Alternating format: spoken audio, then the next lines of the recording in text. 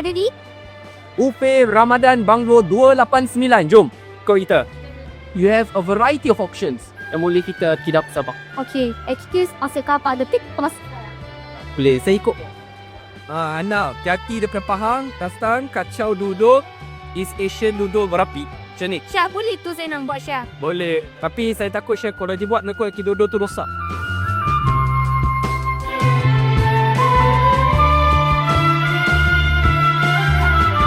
Ni bagi tahun-tahun yang lepas, semua memang tahu. Ini memang specialty. Dapat rating yang paling tinggi. Ya, 5 bintang. Kerana it's very tender, sedap, fresh dan memang selalu akan habis dan perlu digantikan berkali-kali. Just look at it. Dekat sikit, dekat sikit. Then see how tender it is. Oh, so juicy. Jadi kalau boleh saya makan ni, takut dia tidak berhenti. Nanti perut pun naik dan dapat tinggalkan. Okay.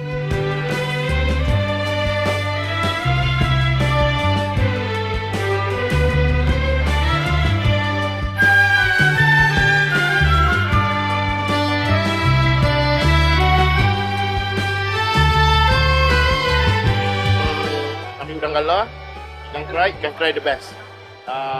Memang sedap lah, memang perfect masak.